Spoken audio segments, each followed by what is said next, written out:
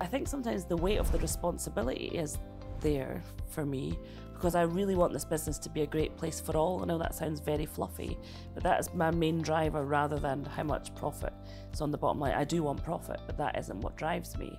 So creating this good place for all, because we're all different, we're never going to get that perfect, but trying to make sure we do the best we can.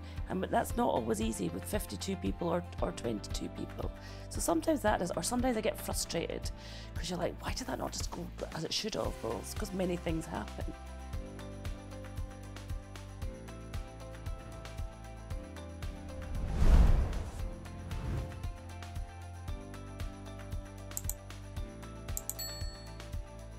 Hi everybody and welcome to FEBE Founder Stories, and this one has been a long time in the making. I am so happy, Marie, that we're fine in the studio. I know. How you doing? Be worth the wait, I'm sure. They do say save the best till last. Well, this isn't the last, but you know what I mean. Well, near the end, yeah. Near the end. Anyway, Marie Owen, LS Productions.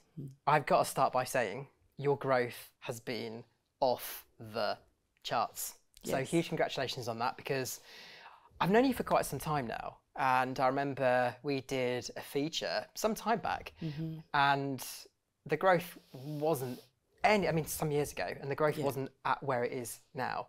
No. So I guess that must feel pretty good right now to be the founder of a business that's absolutely firing all cylinders. Yeah, it does. First of all, thanks for having me. I really appreciate it. But yes, it does. I think big-headedly that was always in our plans. It just came a little bit earlier than we expected, which brings its own challenges as well in a fast-growing business. But yeah, I'm delighted, and it's such a nice feeling to see that the efforts that we all put in actually coming to fruition and being able to achieve something like this. So it's brilliant. Let's put it into context. Let's just take the last 12 months. Actually, we got it right, because we got you, thanks to one of our friends, Brian, we got you into our watch list. That's right. Because we were sensing some pretty amazing things were bubbling. I was absolutely blown away when you sent your latest revenue figure, which was just shy of 20 million, or maybe over 20 million, I can't remember. But 2 to 20 million, Marie, that is, I don't know if growth is the right word. It's explosive. Explosive growth. It's shit hot growth, right? What's it been like in the past 12 months? What do you think has really driven that in such a short period of time? What's it like to have been in the business witnessing what's been happening? Well, it's been a roller coaster for sure, an exciting one. And why wouldn't you enjoy something like this with all this opportunity and really expanding on everything that we always wanted to do, but maybe a little bit quicker than we expected?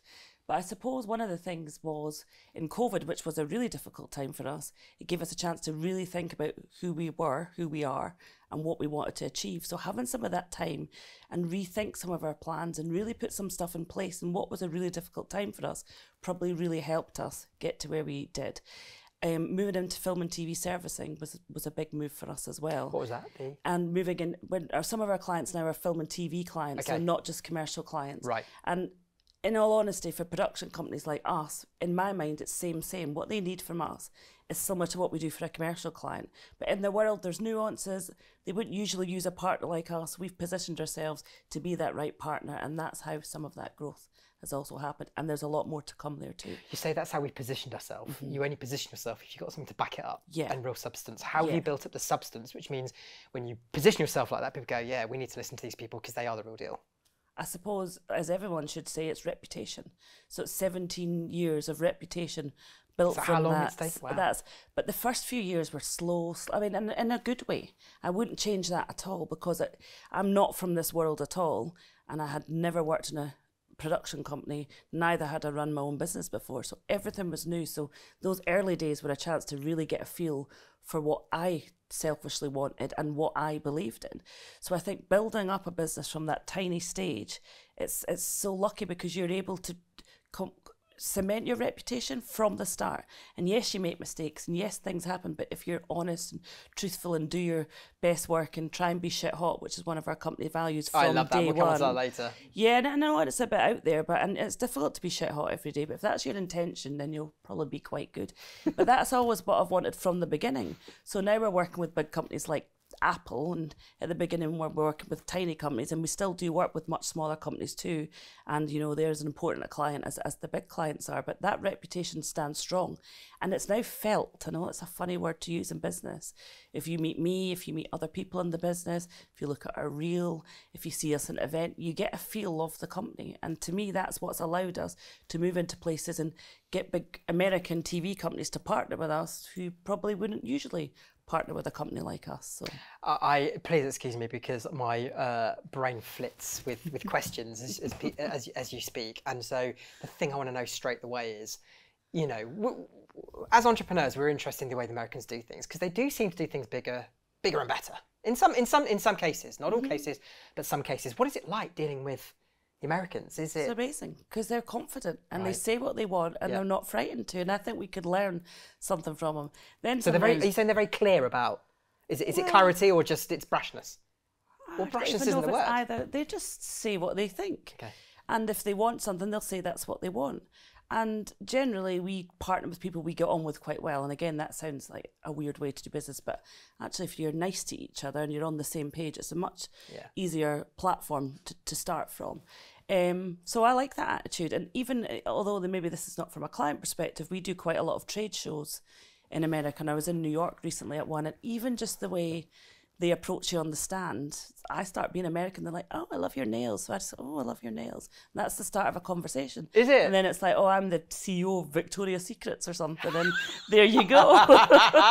So they cut. So I just copy that. So they cut straight bullshit. to it. Yeah. No bullshit. Go straight. They have nice cities, but they're just a bit more confident. Now, clearly, I'm from Scotland, and you can hear that. Scottish people specifically, but I would imagine UK people are not that good sometimes in being a bit more bullish. And I think we think that's having an ego, where actually for our businesses, sometimes we just need to put that out there. Ego's not always a negative word, I don't think, and it can sometimes have that connotation. So I think we should take a little bit from the Americans and just be a bit more out and proud or something. Love it. Right, you said earlier that you came from a completely different background to the world in which you are in now. What was that background? Well, I'll try and keep the story very short. But I was cabin crew for 9 years from leaving school. Wow, but that was so an amazing I actually worked on the ground right? for a year, and then I did why cabin did crew. you keep that? Because that must have been a Well, job, it was an amazing experience, and I think some things really stick with me. Customer service. So if you're stuck in a tube with 200 people, and whatever those 200 people are dealing, you have to deal with. You know, you've not got the police nearby or whoever. You need to face into the situations. Some good and some not so good. I mean, nothing dangerous happened. And also working for a big corporate airline, we're the front-facing, people that work with the public every day, and the communication between management or senior management and us, front-facing people, was non-existent. Really? So that sticks in my head today. Like, I didn't understand what the bigger picture potentially was of what they were trying to achieve. I knew what my job was and what I was meant to do, but how could I do that even better? So that sticks in my head today about how do we paint that picture for all of our people, either in our team or our freelancers that are so critical to the success of the business, our suppliers and everyone that we engage on a production. How do I make sure that we're making sure they understand what's important to LS and what is the LS way? So it's the making of you from that point of view then? Yeah, really. I mean, because I didn't know that because it taught you the bad and the great. Yeah, it was interesting because it's quite a hard career to leave and then do something else, because you kind of get swept up in an airline world. You work different shifts, you're in different countries, you're never 9 till 5. And then I left I got married and had children. My husband travelled a lot, and he is, and at the time was, a fashion photographer. And he moved to Scotland when we got married and had the kids, and he was blown away by how beautiful Scotland was. Now, he only lives in Yorkshire, so it's not far away, but spending proper time in Edinburgh and the surrounds, he was saying we could do some production here, and wherever I go to London, maybe we could be doing that work here. There's different locations here that you can't get in London, or there's ones as good. There's new houses that we've not used before, and that's where the nugget. Well, new styles, so not the same location house on repeat in London. Sorry, I didn't mean it like that. But these are alternatives to that. But nobody's looking up here, so why don't we showcase Scotland? So that's where the nugget of the idea started. 17 years ago. And I had 3 little kids. I think Grace was 4, maybe 5, and the twins were 18 months. It was chaos. So Maria, work was a beautiful twins. distraction. I know. I've got some funny stories of like closing them in the bathroom to speak to the accountant and stuff. Because actually that's a really interesting point, because if we go back to that time, you know, the recent events with COVID and what have you have made it far more acceptable to be on a call with your kids doing something in the background. But then, no, right? Probably not, but probably I didn't need to care so much because it was my business. But you're right, it was the kids were to not be seen, and you had to sort of pretend they weren't as much there. I mean, I've always been very much about our employees having flexibility, be it their mums, dads or not, whatever they need in their life. So it's not like now, well, we've got more hybrid working, you can work from home or you can work from the office. You could always take your kids to school and come in the office late or work from home. This is just thrown it open for everyone. But it was harder then. It was probably more frowned upon. And I suppose it was a great opportunity for me though, just to feel my way a little bit and work out. And then I got a bug for it. I was like, this is interesting. I think, to be fair, I wanted something to do with, I didn't know I had an entrepreneurial brain till I did this. But once I got the sort of start of it, I was like, this is good. I had the drive to just keep doing more, which was good, because if I was doing a boring job, I don't think I'd have had that same inclination to, you know, look after the kids full time on my own sometimes, because John was in Barbados or somewhere like that. I was like, I will get you back to Scotland somehow. There we go. Now he works for me. So. And when was the tipping point? When would you say things started to really come together? Oh, so I'm not very good at recognising those points, because I think I've tipped over the point, but I'm already thinking about the next thing. Okay. So it's a good lesson for me to really sort of stop and enjoy those moments. But there probably were a couple of times when I started the business. I did start with a business partner who I really liked as a person, but once we went into business together, I realised her and I had very different expectations of what a business would provide for us. So actually, I was getting rid of her sounds awful, but parting company with her was a tipping point, because then it allowed me to do what I thought was right, which is just be honest and decent and do things properly. It wasn't, you know, anything groundbreaking. So I think that was a tipping point. Probably a second tipping point that just jumps into mind is we were very much a fashion business, fashion production. We ended up doing some advertising production with and it's very similar. As I said to you earlier on, it's horses for courses, but in the world it's quite different in terms of an advertising agency engaging you to work with them rather than a fashion brand. Just some of the terminology, etc. So we worked with these guys, a London advertising agency, so that was one thing. And then they said, well, you make a TV commercial. So going from stills production to TV production, well, TV commercial production and then into TV production is a change. And I was really honest and said, I know I can do all these bits, but I can't really do this next bit because I don't know what those things are. And he said, well, I'll tell you what they are. We'll work it out together. So somebody giving me that chance to learn. And then when I realised, like, that's all I need to do is bring in a couple of TV people, and then we've got a TV department. And that was a tipping point too. Really? So that, and then our first shoots out of Scotland. Now, more of our shoots are out of Scotland than they are in Scotland now. But at the beginning, it was a Scottish company. So I remember doing our first shoot in England. We were like, and you know, last year we shot in Tenerife and LA and China, wow. And you know, so I remember Northumberland was a big step.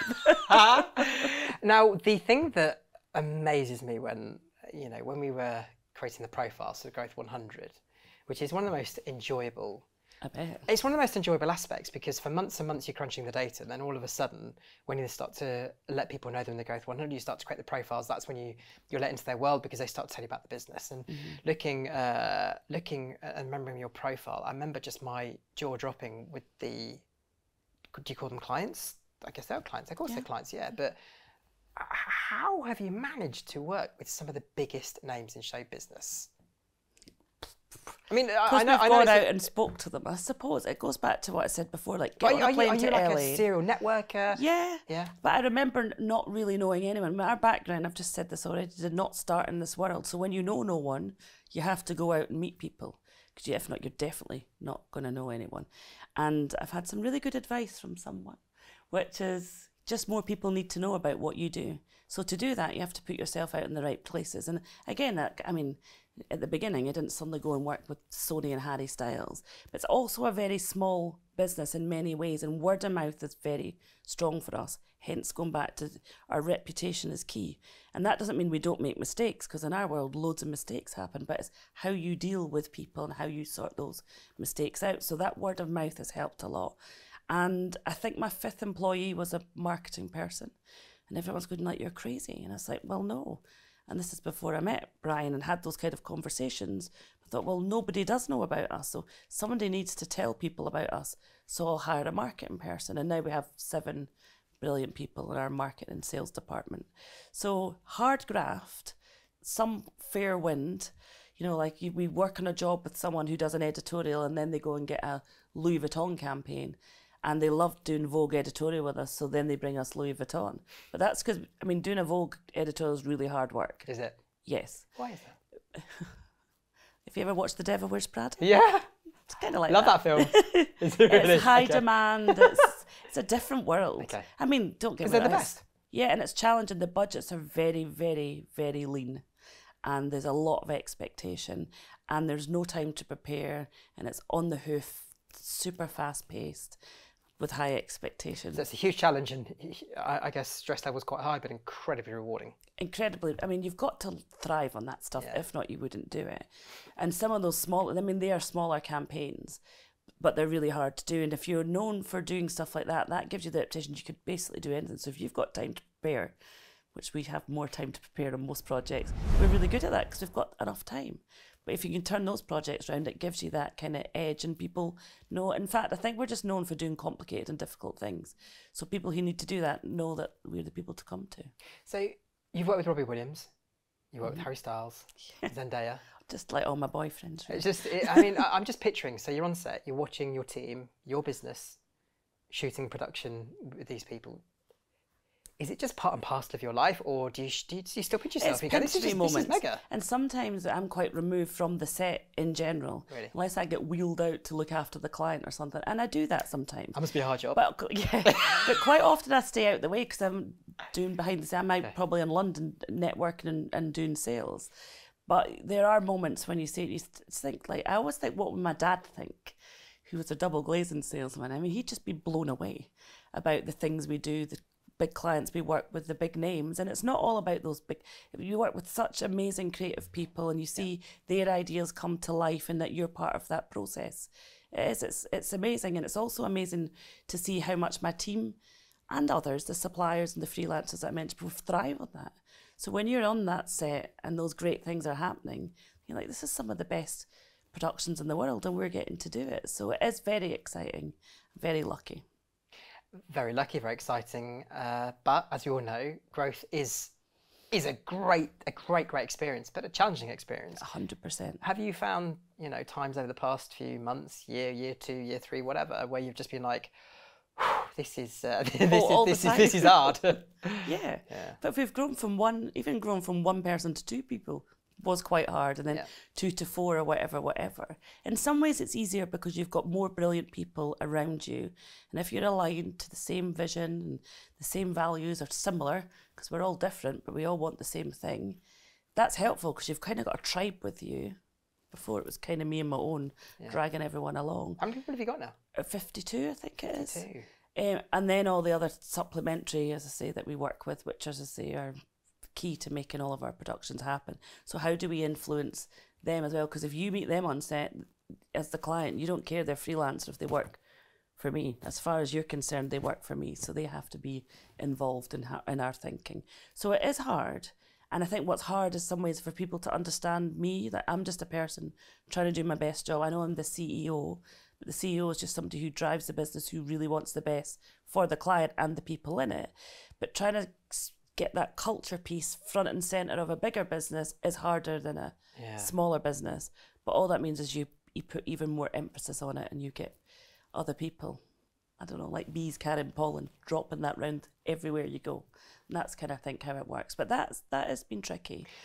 We talk about, you spoke earlier about values, okay? And if you're able to understand what your values are and articulate them in a way that energises, excites people, then you're on something truly special. Yeah. Now, values, missions, whatever, can be quite guffy. There's a lot of corporate guff out there in terms of people articulating. Yours is brilliant, and that is to be shit hot in everything you do. Have I got that right? Yeah. I mean, that is... What are the other 4? Well, it's the one I focus on. I do know. You're not joking. I should know them, shouldn't I? No, that's the one I gravitate on. Don't be a dick. I remember that one. Yeah, that's number 2. You could probably ask, and I don't mean every single person can recite them because people forget, but people know what they are and what they mean in our business. We've named 2. Shit hot, people, don't be a dick, creative at heart, and learning always. Sorry? Creative at heart. Okay, I like that. and learning always. And so, okay, so those are like your guiding light, your DNA of what you expect in people when they become a nurse productions person. But that to be shit hot in everything you do. Now, sometimes people go, well, we couldn't possibly say that because some days we're not going to be shit hot in everything we do. Why is it that doesn't bother you? It's a really good question. I think it's because people get worried about putting themselves too much out there. But you're saying, and probably we've been challenged with that in the team because to get to these values, I think we've always felt them, but we weren't mature enough or clever enough to articulate them at some point. So it was just a feeling in the business. And at some point, we spent some time as a team nailing those words. So those words didn't necessarily come from me, but they captured. So I think it's the essence of what shit hot means. I mean, why would a client want to work with a company that just wants to be okay? Yeah. If you're putting it out there, and if you fall short of that, then you'll make sure you do your best to get it back to that. As I say, things do go wrong. I certainly don't feel shit hot every day.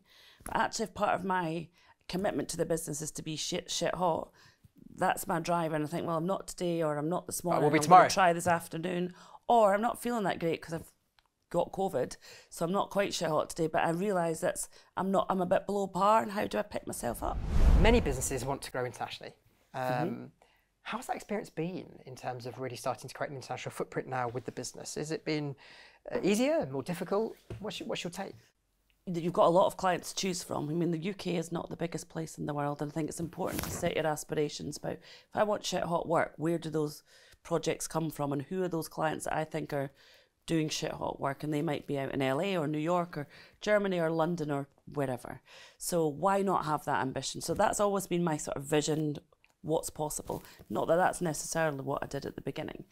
But then our business can also be quite fickle. It's very much project based. So, you can be bidding on a job coming from a director in LA, and he or she decides they would just rather go to Croatia. There's nothing wrong with the budget, there's nothing wrong with the locations. So actually you can't put all your eggs in one basket. It's good for us. We've got many eggs in many baskets. And it just goes back to why not? Why not have that ambition? So that's us bringing the clients to us in the UK, initially Scotland and then England. And more recently, we were just opening in Malta. Why Malta? And that's, well, loads of different reasons actually. But there's any problem in Malta. It's just you said you said LA, you said New York, like yeah, tick Malta. That's so it's not about the clients, but it's about the aesthetic. So what it looks like, what you can film there. It's beautiful. It's got different types of architecture, harbours, cliffs, boats, blah blah blah. You can imagine Malta, but also it's really well set up in terms of facilities. Great studio. Great backlot, and studios are still at a premium. They're even more at a premium sometimes. You can have nice weather, nice aesthetics, and a studio. And then the facilities that need to go with the studio. So great crew out there as well. Great hotels. So one of the projects, I hate talking about a project that I feel like I jeopardise it, but it's a big American reality TV episode.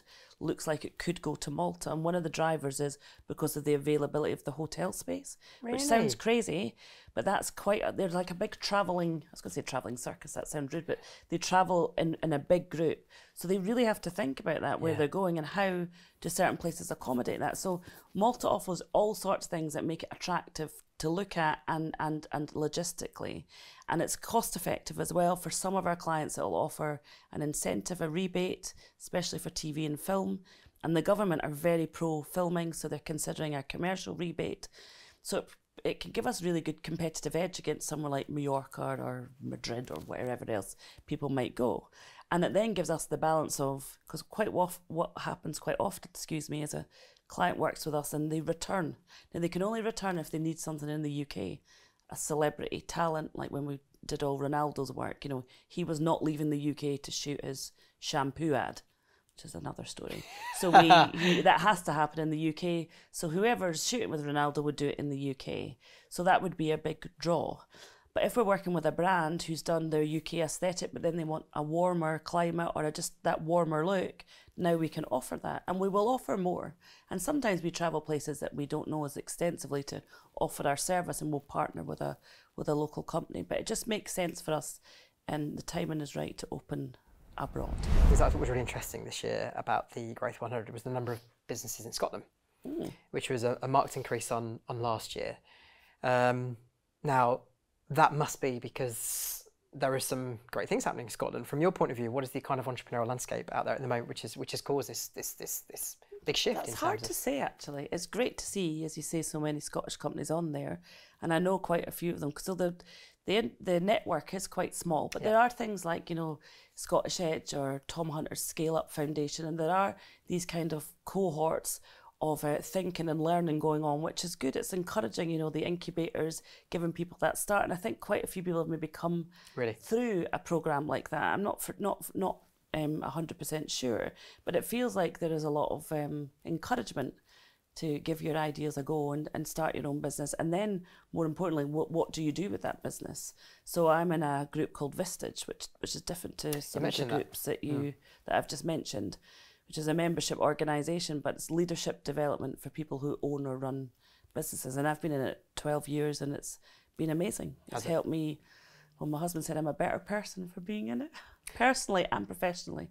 So I think it gives you a bit of perspective, because you can get very caught up in running your own business, and I firmly believe you only know what you know. So exposing yourself to other people doing similar things, but in very different industries who have similar challenges and opportunities to you, is that always learning thing. So it's created lots of opportunity for me, and it's definitely helped me. I mean, I think the company was turning over maybe 300,000 when I joined Vistage. So it's not the only reason we're successful. It's definitely that taking time out of your business and stepping back and thinking about what you really want, which is what we do on a monthly basis there, has definitely helped. It's something I hear a lot, which is successful entrepreneurs really invest in that support from life coaches, from leadership, training, whatever it is. It seems to me that from every conversation I've had, it's money well spent. Definitely.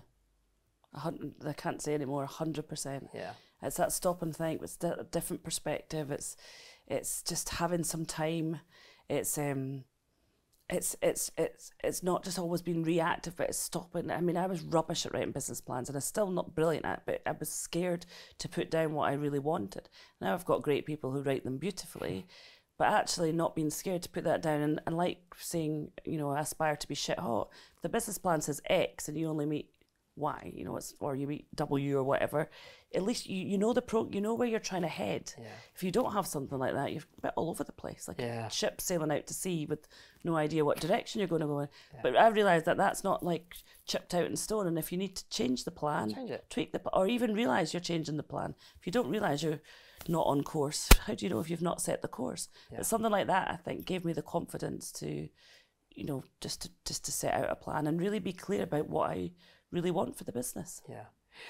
Entrepreneurs, I'm always fascinated by, there is this perception that success has sometimes come quite easily. But often, obviously, the reality is, you know, it's a cliche, but the iceberg, there's a huge amount of shit below the waterline that goes into creating something. What have been some of the question I'll ask is, what has been some of the biggest mess ups you've made, and what has it taught you along the process? Can you think of one, you know, that you... hundreds. When we first set up the business, I've said I went into business with this business partner. It was actually me and my husband and her husband, but equal 25% shareholders. I mean, biggest mistake we ever made. And the other three people, including my husband, had their own jobs, and I didn't work. I only had 3 kids to look after, so I was lumped with everything, and but I couldn't make any decisions without them agreeing to it, and they were off doing another job. So I was waiting all the time, like, I mean, it seems ridiculous now. And then you had a stalemate, 50-50, because usually my husband agreed with me, for good sense, and her husband agreed with her, so you're like this. And that was ridiculous, stupid. That sounds a nightmare. That is a great learning. Now, the business could have failed at that point. I mean, we did have to go through a legal process to separate, and it was like a divorce, and it was quite upsetting. But it was the best thing I ever did. It was such a relief, probably like a decent divorce. If you're meant to get divorced, you feel relieved, I would imagine, at some point afterwards. But that also, so that was a failure, because I didn't do any due diligence, which I went to business with her because I liked her. But the learning was huge, and that learning still stays with me today. So I think, and it's a cliche, but all those failures and mistakes and things that you fucked up on or whatever are learnings. And if you take that, try not to keep repeating them. That's the good thing. But that was. And that's something the Americans are very good at, embracing the fuck ups, aren't they? Yeah. which we're not so good at. I'm sure there's a podcast that just talks about people who've made all their mistakes, which is quite interesting. I think it's a great idea. I love it. Who doesn't make mistakes? No. Though? And if you think you're going to go through any journey in life without making a mistake, you're going to, fail at the first hurdle. That's what happens. Yeah, we're doing an event later this year called FEBE's Fuck Ups, and we're inviting people, a bit like an open mic night. Obviously, no filming, but get everyone in for pizza and beer, and we all just have an absolute. We all have a laugh at each other's fuck ups, basically, because we don't do that in Britain. We're not very good at it, and as I said, it's something that I think that the Americans really kind of embrace and talk about. But to say fail fast, whatever that saying is. So what does it say? I can't remember. No, can I? But basically, fail fast, get over it, learn from it, and move on. Basically. Yeah. But sorry, just going back to you just said you're in New York. What was it? I mean, New York, incredibly fast paced. I bet it was a pretty amazing experience, right? I love all that. I mean, people are surprised by what we pack in a day, but if we're going to spend money, go to New York and sell ourselves in the business, we make sure we do day and night, and we just. And we know so many people now, so most of the time you're hanging out with people you really like, or they're introducing. Even last night here, I had dinner with someone who brought their friend along. He turned out to be in a really interesting role that is interesting, and we had a great time. He probably wouldn't have seen me if I'd tried to get to his office, but so if you're out and about and you're meeting, I mean, what more can you ask for? And New York's great for that, and it's very strange because obviously post-COVID, I would say it's only now that things are picking back up, like the conferences and the sort of seminars and the trade shows and the things that we would go to. But a friend of mine organised a really nice lunch on our last day in New York, and then I was in Cannes Lion, which is like Cannes Film but for the advertising industry, about 2 weeks ago, and I was lying on a sunbed, and the woman next to me said, "Did I meet you in New York 2 weeks ago at this lunch?" And she did. And then we have another. So it's a very funny small world in many ways. But if you're not out there, then that would never happen. Yeah. But I feel very lucky. I mean, we do pitch ourselves as well. Like, we just get to go to New York hang out. Is there an aspect of mental strain on the business in terms of being pushed in lots of different directions? You've got a team that depend on you. Is it something that you're fortunate of just be able to take in your stride, or just sometimes it does get to you and you have to check yourself? And definitely. Yeah. And play to your strengths. And I very much learned from that business failure. One of the reasons that the business partner I parted company was she was like a megalomaniac. Everything had to funnel through her. She actually had her own business, and I watched her running her own business, and it was a bottleneck. So one of my biggest learnings, and Vista just helped me with this, is where to be able to delegate and build the trust and be able to let others do, so you play to your strengths. But I think sometimes the weight of the responsibility is there for me, because I really want this business to be a great place for all. I know that sounds very fluffy, but that is my main driver rather than how much profit is on the bottom line. I do want profit, but that isn't what drives me. So creating this good place for all, because we're all different, we're never going to get that perfect, but trying to make sure we do the best we can. And that's not always easy with 52 people or 22 people. So sometimes that is, or sometimes I get frustrated because you're like, why did that not just go as it should have? Well, it's because many things happen. So hold on, sorry, that's really interesting. Because when you've created a business and it's your business, when things don't go according to plan, it's not just personal, it's a whole nother level of personal, isn't it? And I'm talking from experience here, because it can just absolutely flip your brain. You become a psycho because you're so annoyed, you're so angry with the fact. And if you're a woman of a certain age, it's even worse. So I'm just like, so you have to recognise that in your head, right, and rein it in. You have to rein it in, yeah, and try not to show it in your facial expressions, which is like. Oh. So I've learned this. I mean, at Vistage again, they always said, as a leader, you're always on show. Be it you're walking through the office, be it at the pub or the Christmas night out. And it doesn't mean you should be a robot and pretend, or a puppet or something. Yeah, I think authentic leadership is very important. Yeah. But you also can't really let your guard down and say, excuse my French, I'm so fucking pissed off with you. That would be wrong, because then there's no blame in this game at all. So, but when things go wrong and emotionally you feel charged up, that could happen. And it's wrong. It's just in the moment and you're releasing steam. You're just letting it go. So I've learned really to. So you did used to do it? I'm not particularly that type of person. Okay. I would probably internalise it and then cry at home or something like that. So I have probably got a bit tougher at least in the last 10 years. And that because you realise again at Vistage, my chairman said, you're not everyone's mum, Marie. And even with my own children, you have to draw a line sometimes, and there is a line. How old are your kids now? 21, and then twins, boy and a girl at 18. Okay. But this has been in their, they all work in the business now, but Do this they? has been in their blood since they were little. So this is a proper family business. So it's really interesting actually, but yes, so I've learned so I've got to go there then. No, we can go there, but I'm just letting, keep my faith, I don't mean keep, but just like, right, sometimes I just say, I just need a minute. And the best thing I've learned is never send an email at night when you're frustrated. No. Put it in your drafts. And okay, really look at it in the morning if you want to send it. Mainly I chuck it in the bin because I just got out what I needed to get out, but it's in the bin now. And if you're feeling that, it's the same at home. If you've got a massive rush of anger, it's usually just to release the emotion. Nothing useful comes from that. So I've learned I just need some time. I'm going to go for a walk with the dog or something and reflect on it. And usually, for me anyway, if I've had a night's sleep on it, my head is better with it in the morning. But it is tough. Something happened yesterday and I was on Zoom and was like, let me just turn the camera off for a second. Really? So I came back and then you again. come back, you know, no one would know. No one would know. Nipping off screen for a second. Yeah. But we're just humans. I mean, that's, if not, you'd be emotionless. So it's but some people I think are very good at being non-humans, and I think therefore it's an authentic leadership. And, I totally agree. And you can see straight through it. 100%. And let's face it, I wouldn't want to work for someone like that. No. It'd be difficult. Imagine trying to be two different sort of people. Yeah. Let's just get back to your kids. I think that's fascinating because this is now the essence of a very family business. Yes. What is it like when you've got your kids in there and do you... It's actually good. Okay. I'm very proud of this actually because my kids did not particularly enjoy school. Okay. And they did as well as they could and they tried their best. And the school message is if you can't pass GCSE maths, you're not going to get a great job. It really is. It really is. And I get why to some extent, but there's only a proportion of kids that really thrive in all these sort of traditional routes. Anyway, I think what the business is, because of we're in creative industries and because what we do opens the door to a whole host of opportunities, they're all in trainee positions and they really have come in as the trainees. They do everything. It's brilliant seeing it through very young people's eyes and what that generation expect from an employer. So they tell me, Mum, that's shit, why did your business do this or whatever. So hearing it from that perspective is good, but seeing how excited they are by what they're seeing and like their confidence and how they're encouraged, not by me, they don't work closely with me at all, they work obviously with different people in the team, but they're thriving because they're given this opportunity to grow and develop, to learn.